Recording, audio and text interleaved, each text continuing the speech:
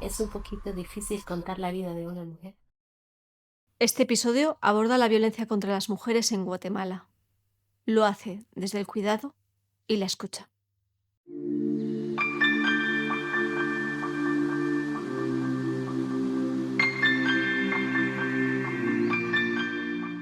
Según el Instituto Nacional de Ciencias Forenses de Guatemala, en los últimos años se han registrado entre 800 y 950 muertes violentas de mujeres cada año en el país. Detrás de esas cifras hay vidas y hay historias de muchísima violencia. Este podcast reúne dos voces, la de dos mujeres que saben lo que es la violencia contra sus cuerpos, por ser mujeres.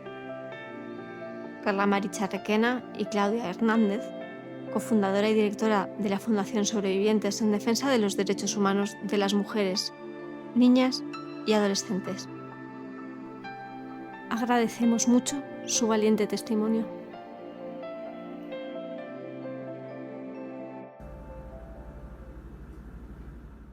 Yo soy sobreviviente de abuso sexual infantil. Cuando yo decido contárselo a mi mamá, tendría alrededor de 16 años. Pues ella me cree y empezamos todo este proceso legal para poder acceder a la justicia. Ver las dificultades para poder conseguir un abogado, tener psicóloga para todo el proceso de sanación y eso nos llevó a tener una idea de poder crear una fundación, una organización donde contara con un centro donde pudiera dar todo esto de una manera gratuita.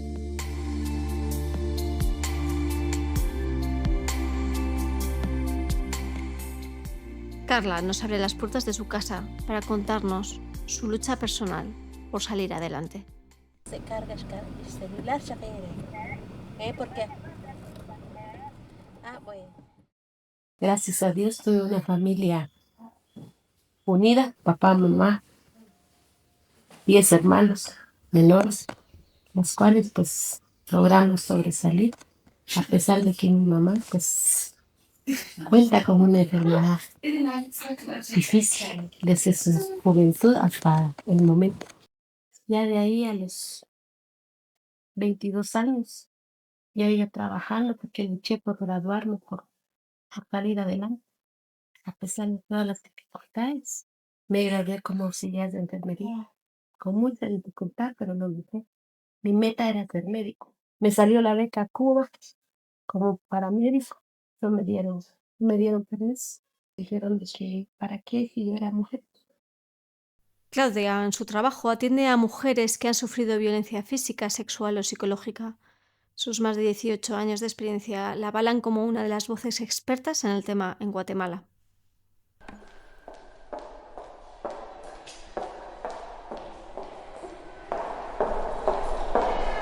El tema del maltrato infantil, utilizando la violencia, la física, pero también está la psicológica, la restricción, ¿verdad? El tema de la pobreza y extrema pobreza también es muy marcado, donde los niños y las niñas se ven obligados a asumir roles de adultos. Carla sufrió un intento de abuso sexual en la infancia. A los 15 años volvió a vivir otro intento de violación. Eso es algo que la marcó de por vida.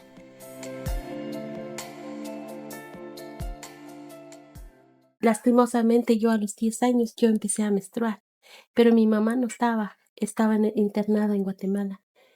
Y cuando, no sé si se dieron cuenta que yo había empezado a menstruar y mi abuelo saber qué le pasó y yo estaba, como me tocaba hacer todo el oficio, yo estaba arreglando las camas cuando él llegó, y yo tenía un vestidito que mi mamá me compraba pero con botones aquí y mi abuelo le arrancó los botones y me tiró a la cama. Y cuando él me tiró a la cama, yo gritaba, pero ¿quién por mí? Si mis hermanitos estaban en la escuela. Y le dije, no, abuelo, no me toque, le decía. Y de ahí, bendito Dios, entró mi tío paterno.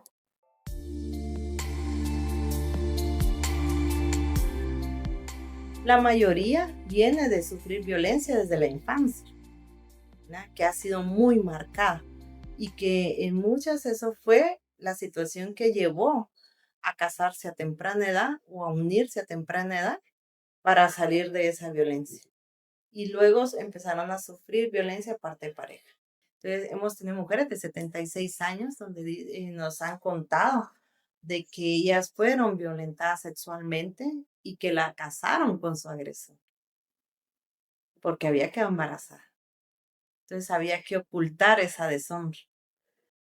Y entonces, ¿eso qué implica? Violación constante porque la mayoría tuvo más de 5 hijos con su mismo agresor. Y la liberación llegó en el momento en que ellos fallecieron, que estaban empezando ese proceso de sanación.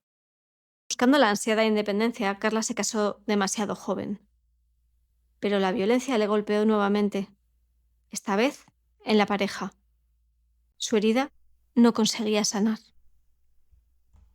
Bueno, dije yo, me conformo solo con mi auxiliar de enfermería. Con eso voy a salir adelante. Tengo que luchar. Lastimosamente me llegué a enamorar de un hombre.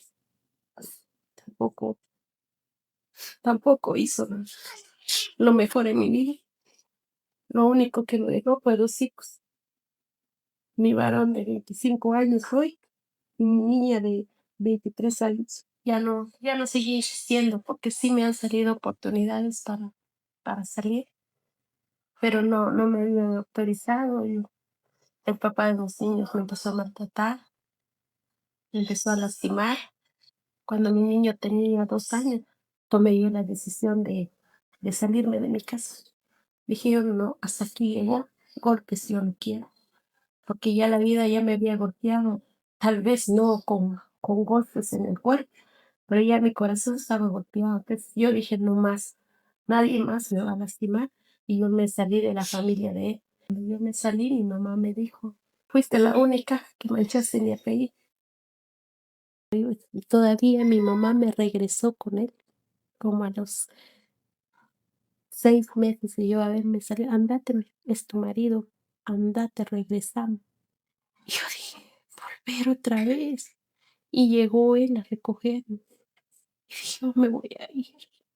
Pero cuando yo llegué, me, yo dije, porque me está recogiendo otra vez, tal vez cambió o todo. No, nos buscó un cuarto y nos dejó ahí sin cama, sin estufa, sin nada. Yo tomé otra vez la decisión, dije, yo voy a trabajar. Pedí trabajo en el hospital y me dieron, empecé. Gracias a Dios me empezaron a pagar, compré mi cama, compré mi estufa.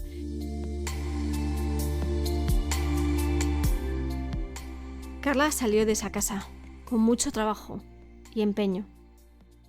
Pero la suerte no estaba de su lado. Su segundo matrimonio iba bien hasta que, después de una operación muy dolorosa, su esposo, con la madre de este, la despojaron de lo que ella había construido con sudor, su casa. Debido a su situación de vulnerabilidad, fue empujada a un nuevo matrimonio. No, yo no tengo por qué andar con otro hombre si yo, en realidad, yo miedo les tengo. Yo quiero una pareja, pero que me quiera, una persona que me deje vivir. Aunque algo tiene claro, no va a rendirse y no va a dejar que nadie abuse de otras mujeres. Yo encontré a una niña que la dieron con esposo y la estaban tratando mal. Yo denuncié, pero cuando yo denuncié, dieron el nombre de quien había denunciado y me amenazaron de muerte. El padrastro de la niña, dije que era una menor de edad y que tenía esposo y el esposo tenía 19. Como dicen, el que ya vivió no va a permitir que otra mujer va a pasar lo mismo. Entonces, y por eso tuve que retirarme de mi trabajo, porque estaba amenazada.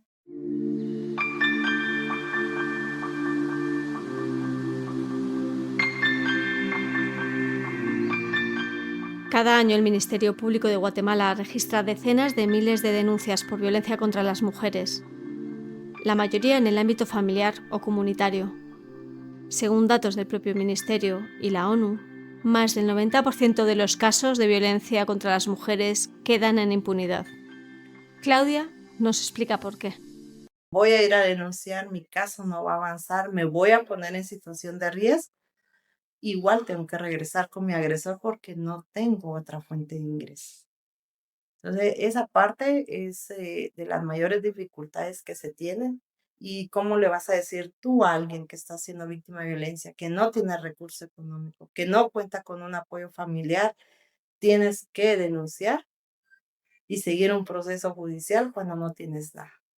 Y cuando van, dice, me estaba diciendo que para qué la iba a poner si alguien más que había llegado con morados en el rostro, el golpe, habían desistido del caso al final porque no habían logrado probar que había sido su pareja. Entonces yo que iba solo por violencia psicológica, me decían, ¿cómo voy a probar eso? Hay estudios que hablan sobre los números ocultos, que de cada 10 denuncias hay 3 que no se denuncian. Entonces, hacer la cuenta nos saldrían más de 100.000 denuncias. En estas últimas décadas, desde la Fundación Sobrevivientes, ha visto cómo el perfil de las mujeres a las que atendían y eran víctimas de violencia machistas ha ido cambiando. Nuestro centro de acogida es exclusivamente para mujeres adultas. Pueden entrar acompañadas de sus hijos e hijas. Cuando nosotras comenzamos, ingresaban más mujeres que eran víctimas de violencia de parte de la pareja.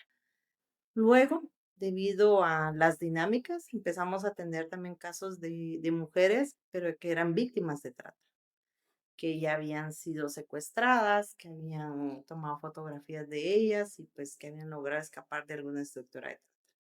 También hemos tenido un perfil de mujeres que por el tema de extorsiones están huyendo porque temen que les quiten la vida o que capturen a sus hijos e hijas para integrarlos a las pandillas. La mayoría son pues mujeres de escasos recursos, pero también hemos tenido mujeres de capa media, profesionales. Están las otras que vienen de paso, que son de las caravanas de migrantes, ¿verdad? Que han salido huyendo y que lastimosamente en el ínterin fueron víctimas de violencia, ya sea de violencia sexual o de violentadas por su pareja, que también las ha impuesto a prostituirse para poder sostener todo el tema del recorrido. Así es como hemos estado ahorita trabajando y brindando esa atención. Y siempre buscamos agilizar los procesos porque consideramos que al final estar encerradas no ayuda, sino que tienen que estar el menos tiempo posible. En Guatemala, las pandillas están asociadas a dinámicas de control territorial, extorsión, reclutamiento forzado y violencias contra las mujeres. Organismos internacionales advierten de que las respuestas centradas únicamente en la represión no reducen la violencia y señalan la necesidad de políticas de prevención, protección social y atención a las víctimas, especialmente a mujeres, infancia y juventud. Y están las otras que son en el tema de pandillas, que han sido pareja. Hemos visto parejas porque fueron obligadas. El pandillero la vio, le gustó y le dijo, tú vas a ser mi novia. Y entonces la obligan a hacer cosas con tal de mantenerla viva a ella o a su mamá o a su familia. Incluso si se cambia de departamento, es fácilmente ubicada. Entonces prácticamente tienen que cambiar todo, perder comunicación con amistades, familias y todo para evitar que sean ubicadas.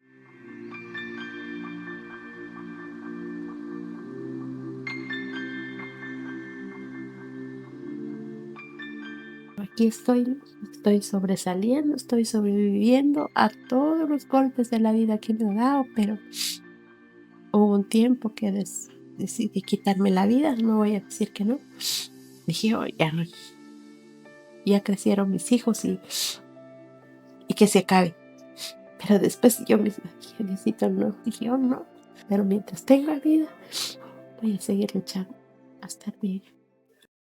Su hijo y su hija son su principal motivación, ofrecerles todo lo que a ella le fue negado. Yo he visto cómo, aunque sea endeudada, pero les he dado. Y yo sé que un día voy a salir de esto. Yo un día voy a pagar esa deuda. Y voy a salir. Voy a salir.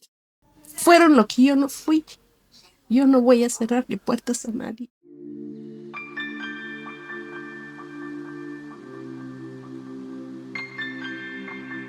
Mientras Carla lucha por salir adelante ante todos los obstáculos a los que ha hecho valientemente frente, Claudia resiste en el cuidado a las mujeres, a las sobrevivientes, y se pelea contra toda una estructura machista.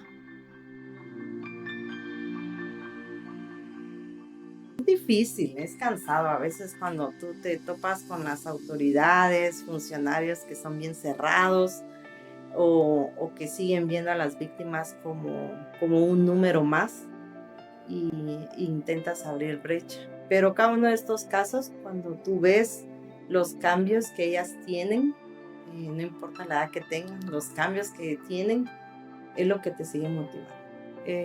Es sembrar esa semilla. Lo que decimos, y a veces pues sí toca que sentarnos, llorar, gritar, enojarnos, ¿verdad? De la frustración y ya luego, bueno, nos levantamos y continuamos.